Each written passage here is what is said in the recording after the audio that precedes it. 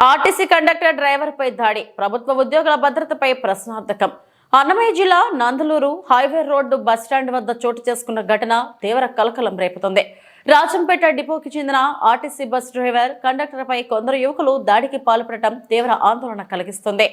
ప్రాప్తించిన సమాచారం ప్రకారం కండక్టర్ కుమార్ ప్రయాణికుని వద్ద నుంచి టికెట్ తీసుకున్న తర్వాత డబ్బులు రిటర్న్ ఇచ్చారని చెప్పినా అతనిపై కొందరు యువకులు అనుచితంగా ప్రవర్తించారు.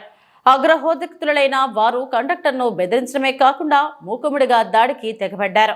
సదరు యువకులు బస్సు డ్రైవర్ పై కూడా దూసుకెళ్లగా డ్రైవర్ తన 2 చేతులు జోడించి వేడుకున్నప్పటికీ అతన్ని దుర్భాషలాడడం మానలేదు. ప్రభుత్వ ఉద్యోగస్తుల భద్రత ఇంతగా ప్రశ్నార్థకరం అవుతుందంటే దీనిపై అధికారుల స్పందన ఎలా ఉంటుందో చూడాలి.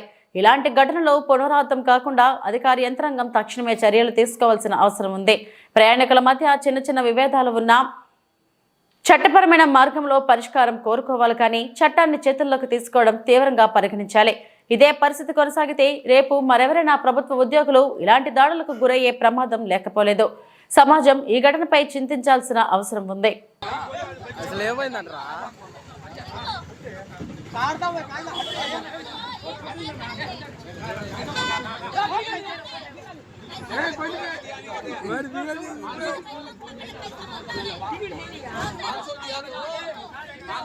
चिल्लर भी दे नहीं सका बात करता है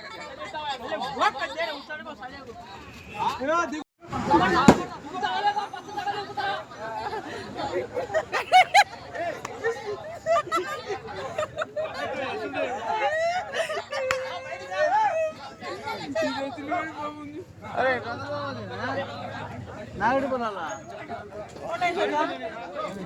कहीं का रे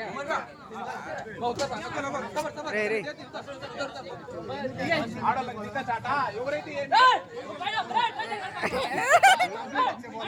కంప్లీట్ సస్పెండ్ చేస్తారండి. కంప్లీట్ అయితే సరిపోదా ఎందుకు